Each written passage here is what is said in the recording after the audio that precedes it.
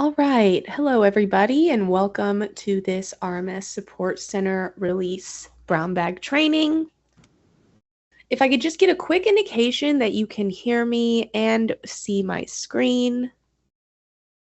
We gotcha. Great. All right, so I'll go ahead and get started then. Okay, so today we will be reviewing the updates and fixes made in the upcoming patch release. The patch number for this release is currently targeted to be 611, but that does have the potential to change. This patch will be released tomorrow, June 18th at around 2:30 p.m. Pacific time, but that also does have the potential to change as well. If you experience any issues downloading the new patch, please don't hesitate to contact the help desk. There's a link to our ticketing system in Jira and a phone number that you can call listed on the references slide of this presentation. These slides were included in the invitation for this training along with the release notes, and these slides are also available on our website. The release notes will be made available on our website in the coming days as well. That website is rms.usace.army.mil. That link, along with a few other resources, can be found on the references slide of this presentation. Also available on that references slide are a couple links for some demos that we've created and added to our YouTube channel as it relates to these patch updates. If you have any questions regarding anything we covered today, please type that question into the chat area of this meeting. We do have some RMS Support Center folks on standby ready to take care of those as they come in. We'll also open the floor up for discussion at the end of the presentation, so if you'd like to wait until the end and unmute to ask your question verbally, you will have the opportunity to do that as well. These slides will be updated to include any Q&A and discussion that may occur during this webinar, and those updated slides will also be made available on our website in the days following today's training. This presentation is also being recorded, so that video will be posted on our YouTube channel as well within about 5 to 7 days following today's presentation, so keep an eye out for that. The recording video will be made available on both our YouTube channel as well as listed on the RMS website. Here's the agenda for the updates we'll cover today. First, we'll look at a couple user role updates and then an update in the local office menu. We also have a couple of progress payment updates to review before we move into the QA/QC updates. Several modules were updated under that tab this time. After that, we have an update to review in the feature schedule module under schedules and the document package export module under import export. And finally, our last update to cover will relate to contract reports. Once the presentation is concluded, we'll review the references we have listed, and then we'll make time for the Q&A and/or discussion to occur as it relates to this patch release. So let's get started. So first up, for the user roles updates. In this patch, the legacy user roles are going to be removed from RMS. If any users are still assigned to a legacy user role, by the time this patch releases, then they'll lose access until an administrator goes in and reassigns them to a new modern user role. This goes for both government and contractor. In government mode, you can go to the linked staff module in the district office menu. This area is going to be more conducive to updating multiple users at a time. And then that can also be updated individually in user staff records in the contract rights box. In contractor mode, the administrator can, or administrators can, update user roles in the linked staff module. For more information regarding the user role updates, please visit that CMA Squared link listed there in the bottom. It's also available on the references slide of this presentation. Next, for user roles, the safety specialist role was updated to allow read and write access to the transmittal log module and updated also to read-only access in the submittal register module.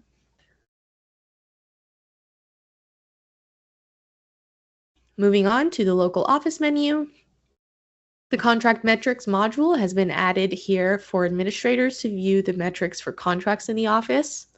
This module is going to correspond with the CCG metrics and contract status summary reports. There is a demonstration video of this update available on our YouTube channel. That link can be found on the references slide of this presentation. Now moving on to finances. In progress payments, the allowed activity earnings tab has been updated with validation to check if users have entered an amount greater than the activity total. This includes the percentage and quantity columns as well as the amount column.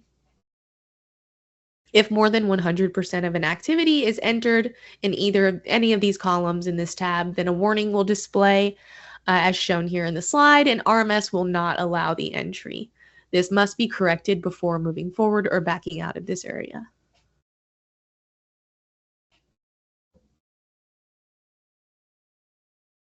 This next update in progress payments is going to allow contractors to be able to still see the changes that they've made to requested activity earnings in a pay request after backing out and coming back in, even if the activity total amount has been changed in between invoices. So essentially, any changes made by users in this view is going to be retained even if they leave the screen and or if any changes are made to that activity. As long as the values that were entered don't exceed the activity's total allowed amount, then those user-entered changes will remain. Moving on, we have a couple updates and new features to review for QC Daily reports. So first up here is the new recall report feature. If for whatever reason, when a QC daily report has already been accepted and it's found that something needs to be fixed or reworked in that report, then the government can click on the recall report button to allow it to be returned to the contractor for corrections. This action is going to reopen the document package area and re-enable the return for corrections and accept report checkboxes.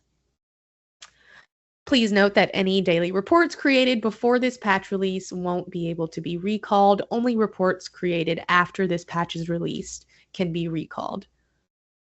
When using the recall report button, RMS is going to prompt for a QC daily recall reason to be entered.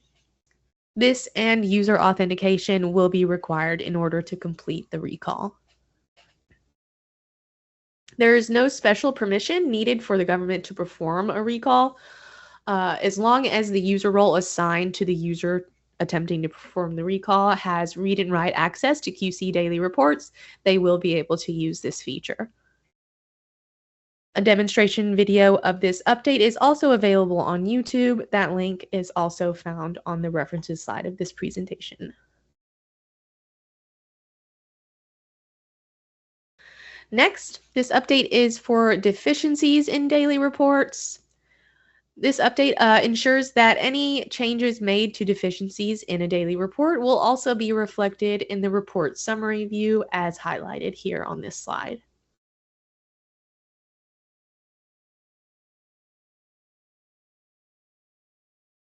These next few updates are going to impact both daily reports and QC requirements. These are a continuation of the QC requirements updates that were released in the previous patch release. So first up here is an update for QC tests. Once QC tests have been marked as completed passed or completed failed in a QC daily report and that report is then completed, those QC test statuses cannot be changed in future reports. If it does need to change, then the government will need to return that specific daily report where it was marked as passed or failed so that the contractor can make the corrections as needed.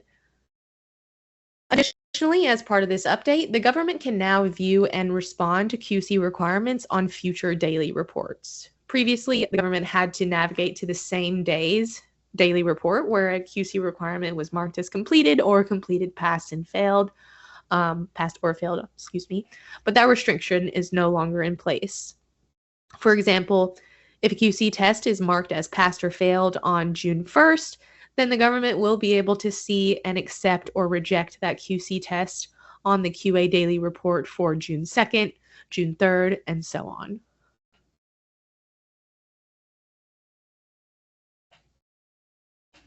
Next is another new feature for daily reports, also related to QC requirements. We've added the ability for contractors to create retests that can be linked to rejected QC tests.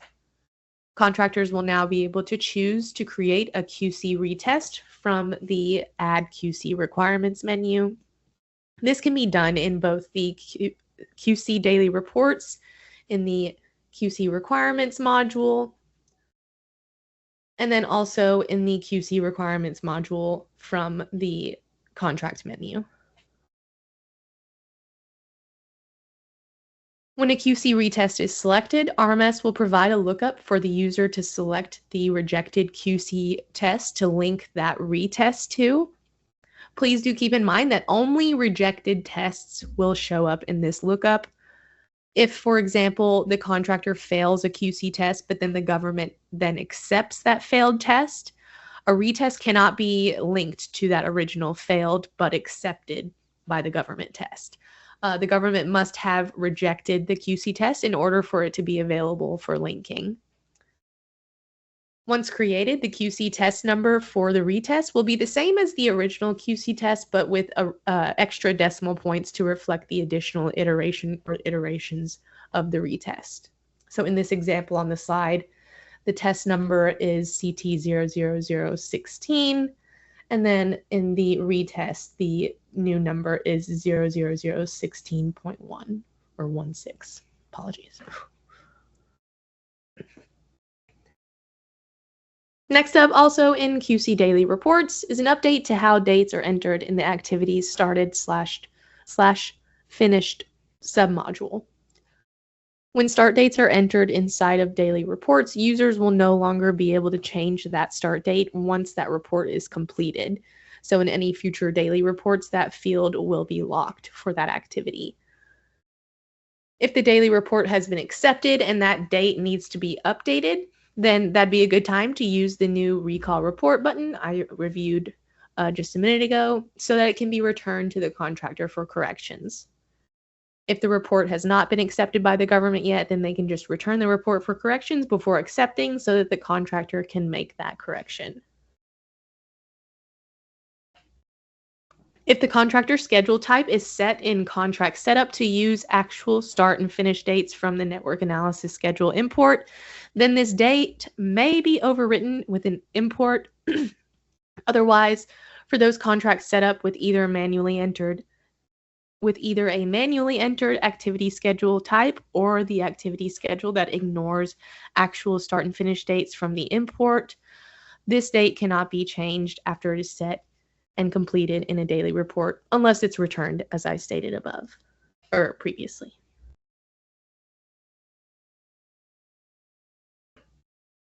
We also have an update for dredge daily reports. The cumulative CY field in the report summary view shown on the left image here will now be consistent with what has been entered in the contract and as displayed in the report view for the dredge report by clicking on the Form 4267 button.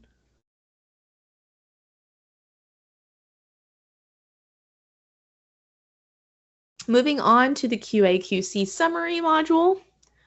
When viewing images from the images filter in the attachments area in either the QA summary or QC summary tab, a preview of each image listed there will now be displayed in the preview column.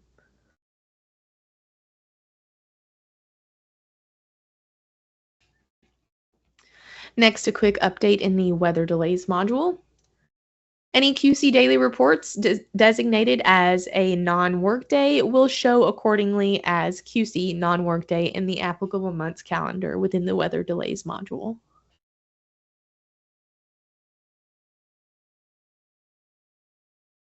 And now for the features of work module. If a contract was previously set up as shown in that bottom left image with an imported contractor schedule type and the ability to manually add features of work disabled, and then the contract setup is then changed to a manually entered schedule, then the ability to manually enter features of work in this module will be re-enabled as shown in the top right.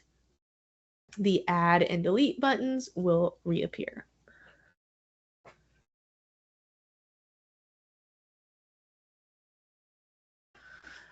Our final QA/QC update is in the activity hazard analysis module. The job steps field that's part of the hazard analysis edit view has been updated to allow up to 30 kilobytes of text.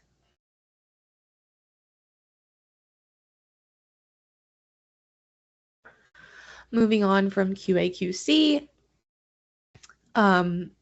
looking at the schedules update. This is for the feature schedule module. The meeting schedule grid for a particular feature schedule is now only going to show the meetings associated with that particular feature schedule that's been selected and is being viewed.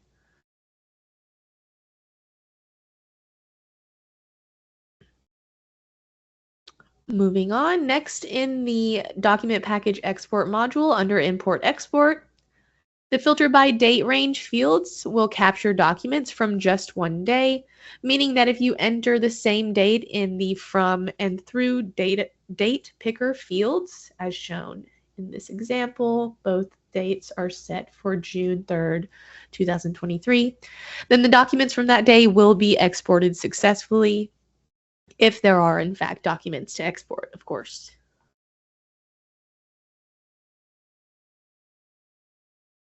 And finally, our last update to cover for today, the three-phase preparatory control worksheet report was updated as part of the QC requirements updates, and now the QC requirements will generate on this report without any error.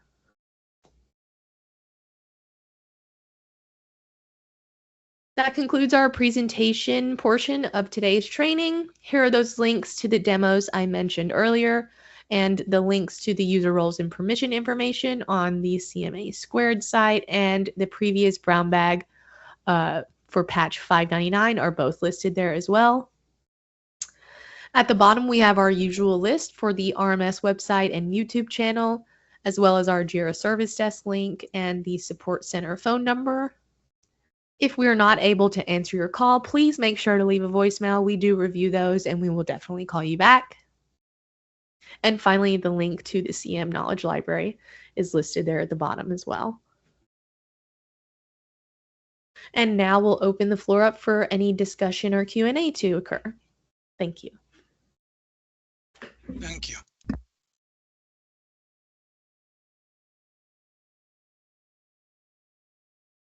So someone did have a really good question in the chat for those of you that can't see it. The question was, if a QA daily report was created but not submitted before patch 611, will it have the recall feature?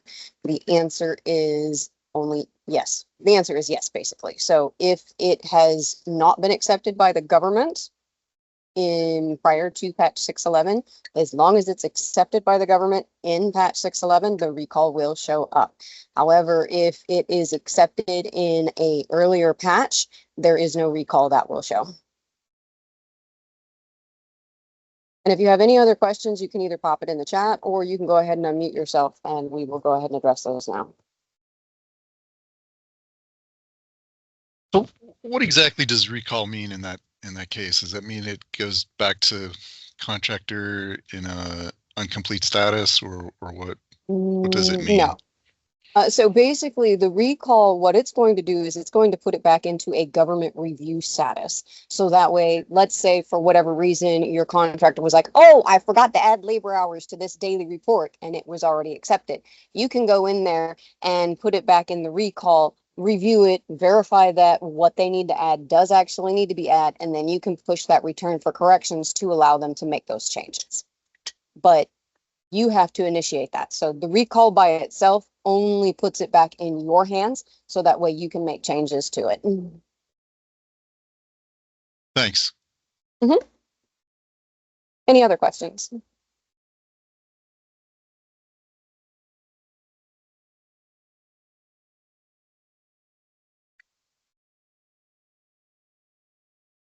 Can we go back to the contract testing and the rejected status? The QC requirements? Yeah, can you go back to that slide? It seemed kind of confusing to me that if they submit a test that they say failed, and we accept it, then it stays locked. But if we reject it, and to me, it sounds like we're rejecting their assessment that the test failed. I just want to see how it's set up and looks like in RMS, basically. So at this time, this is a reiteration. Well, not a reiteration. This is something that we're working through to go through. At this point, it's only rejected. So let's just say the contractor set it as accepted. You disagree with that and you think it needs to be retested. That's what that is for. There will be some future updates to this that will change the way failed tests are behaving. But as of right now, the failed test, you'll need to go in and verify that it's a failed test and mark it as reject if it needs to be retested. Okay. Understood. Thanks. You're welcome. Someone else did have a question about prime contractor user roles. So the user roles are now locked. The only user roles they will be able to assign are the user roles that are available to them with the modern stuff. So whichever one happens to give them access to submitting daily reports, it goes with whatever else goes with that particular user role. So those unfortunately are locked at this time and we cannot change those.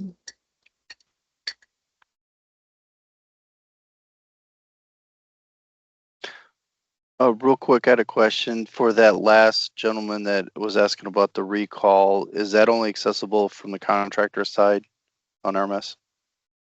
Or is that Recall accessible is from not our side? accessible by contractor at all. It is only accessible by government. Right. But I mean, so I have to go to the contractor side and to view their side of it to do that, or do it from our No. side? No. You do it in government mode. Oh, okay. Thank you. Mhm.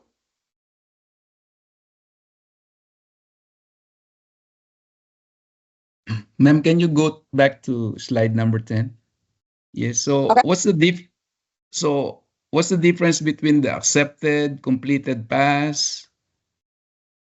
So completed and passed means that the contractor marked it as completed and passed. Accepted and rejected means that the government has responded to that view. Now, there are some differences with the old style versus the new style. So all of the old styles, they will just show as completed passed or completed fail. All of the new ones, once the government goes in and either rejects or accepts it, the status will update to that particular status. So you'll probably see some that are in there that are completed passed, completed failed, and accepted and rejected, just depending on when those particular ones were added to RMS. Does that answer your question? So basically accepted and completed pass is the same, it's just a different update. Not necessarily. It depends on when it was done. So because of the changes that are going through with the QC requirements, we couldn't get rid of the old style QC requirements. But right now, the old style QC requirements will only show up as completed passed or completed failed. Any new ones, and that was from what, $5.99 and on? I can't remember which patch number. It's one of those patch numbers, 602 or $5.99. I don't remember which one started this.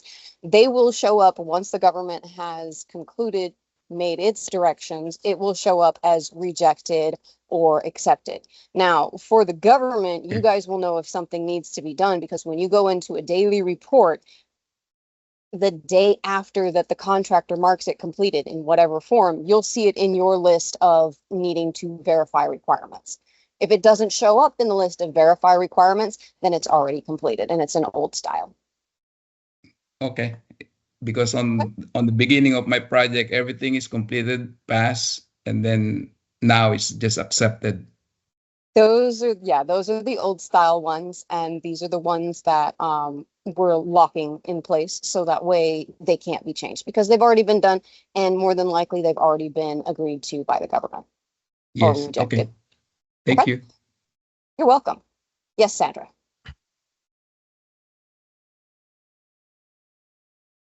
You should be able to unmute yourself. I'm sorry, I was talking and didn't realize I was on mute. Not a problem. Previous question, the gentleman asked about the return to the contractor for corrections. And he was saying is that in the QC side or the government side, I think what he was asking, or at least what I had to go back and check, was it will be on the QC side. It's not in the QA.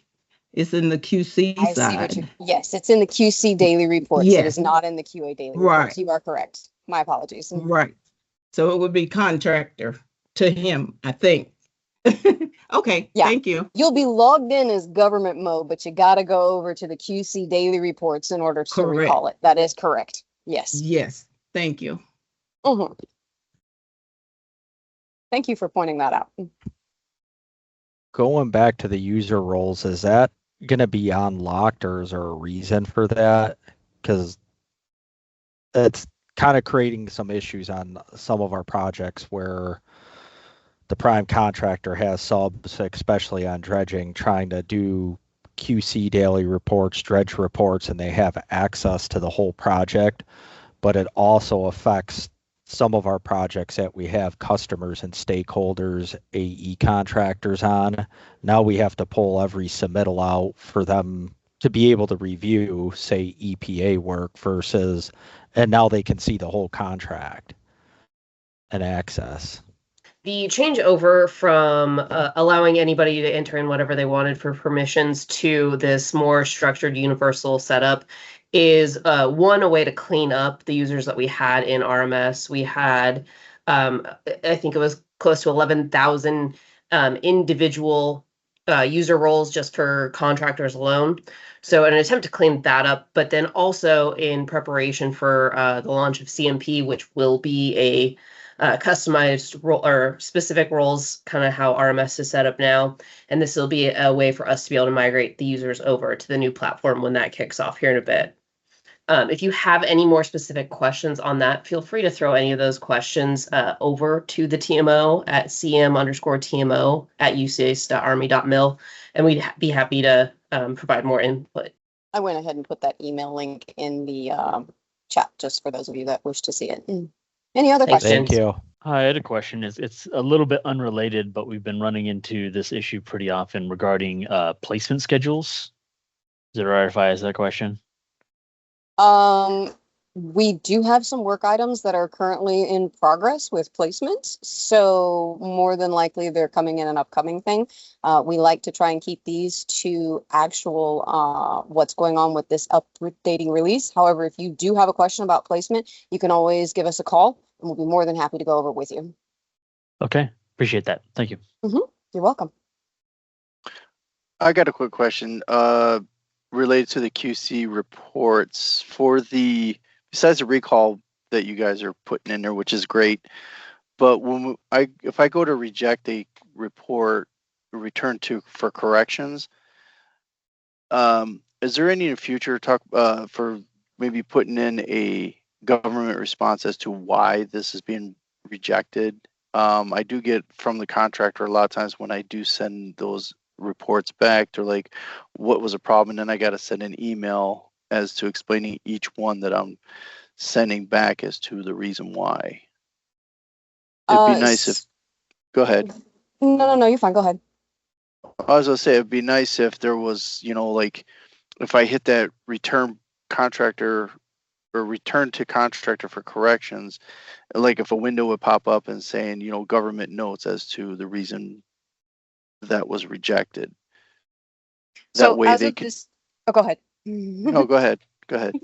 As of right now, there is no plan in place to add something like that. However, there is a place for you to add government review notes inside of the document package. So before you click that return to corrections, if you open up the document package, you can type in any of your notes there. And if the contractor asks, well, why'd you return it? Let them know, hey, go look at the document package. My notes are in there. Okay, Does that answer your question? well, because when I do go in here, like I went into one of the reports. Actually, I think this one, yeah, this one wasn't accepted. It was resent back, but there's, when I open up the package, there's nothing at the bottom. I mean, there's a description, but I can't put nothing in it. It doesn't. Go ahead. Right. Go ahead and open up a ticket with us and we'll look into that because you should be able to do that. But keep in mind that QC daily reports are a special setup.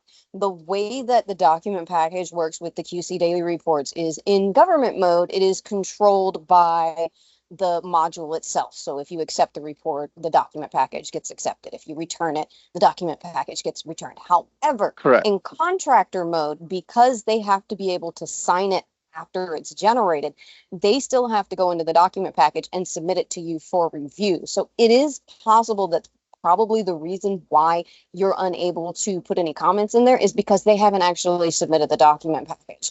In which case you should let them know, hey, you need to submit this document package so I can put up some notes and send this back to you for corrections.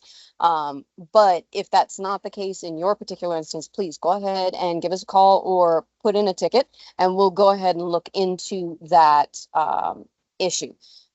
Okay, now that you noted the document, I'm looking at a report now and it said this document package is to be completed by the contractor. So they put in their they put everything into as attachments, but there's nothing as far as the package completed. So yeah, you're right. I would not be able to. All right, well, note to myself to make sure I remember to let the contractor know to complete the package. So if I do have to reject it, I can put notes in it. Okay. Correct. Thank you. You're very welcome.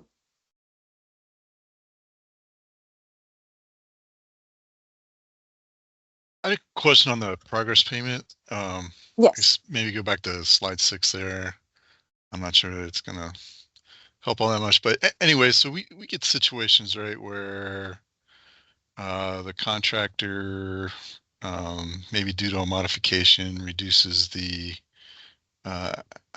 activity value amount, or maybe they're just doing a schedule adjustment and they're moving money from one pay activity to another, and sometimes we've already paid off those activities. So if they reduce it, that would mean that the allowed amount would be over. So all this locking in there, how's it going to handle that? I mean, it's because right now it'll automatically readjust that stuff and go negative, but it all balances out. So I'm just curious, have you guys tested that where pay activity amounts were adjusted down and the allowed amounts were already higher? Oh, yes. I actually was just testing some more today just because I want to. But yes, we have been testing that. It still works the same way that it does. If a contractor has been paid a certain amount of money for a pay activity and then later goes in and reduces the total activity amount, the next time that the invoice gets created, what will happen is RMS will reduce the total allowed amount or the total requested amount down to the total amount of the activity if they were paid more than what it was reduced down to, which would put a requested this period or allowed this period as a negative number. They are then required to put it on whatever other activity it was supposed to be on, or they could just leave it as it is and start putting in the requests for everything, and it will balance itself out because they've already been paid that amount of money. Okay. I just want to make sure it wasn't going to lock out on us or something like that. Yeah. No, it will not lock that out. The only thing that this is doing is this is making sure that you can't put a dollar amount or a percentage or a quantity that is greater than what is set in the pay activity itself. That's all. Okay. Thanks. You're welcome.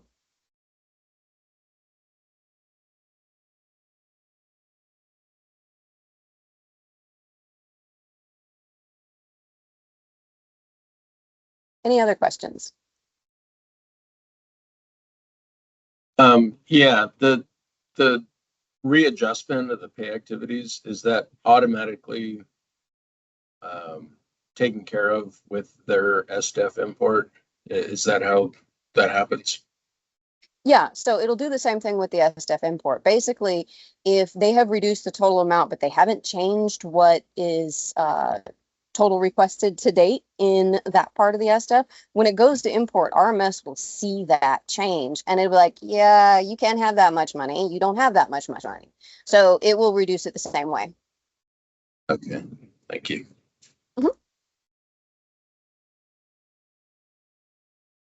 Now, one thing to note about that, sometimes when they see problems with that, you need to remind your contractors that when they are importing a NAS file of any kind into RMS, they have to import the data into the contract first before they try importing it into the invoice. Sometimes there are issues when they try to import into the invoice, and 9 times out of 10, it's because they didn't actually import the data into the contract first.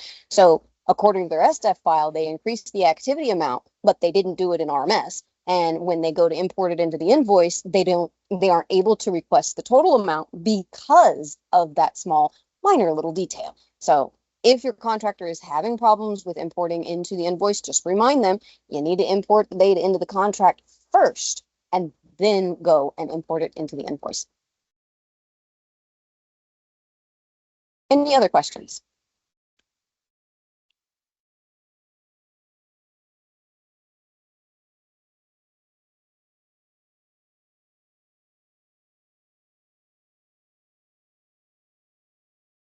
I don't hear anything and I don't see anything extra. We're going to go ahead and hang out for another 5 to 10 minutes in case you guys do have any more questions. Feel free to unmute yourself or pop a question in the chat and we'll go ahead and take a look at it.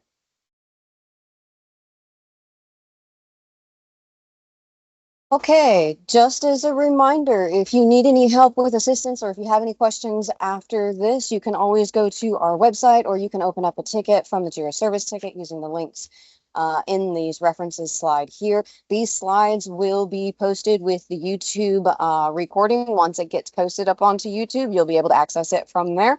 In the meantime, if you need anything else, feel free to give us a call back at 442-333-1011. It was our pleasure to work with you guys today, and we hope you guys have a fabulous day.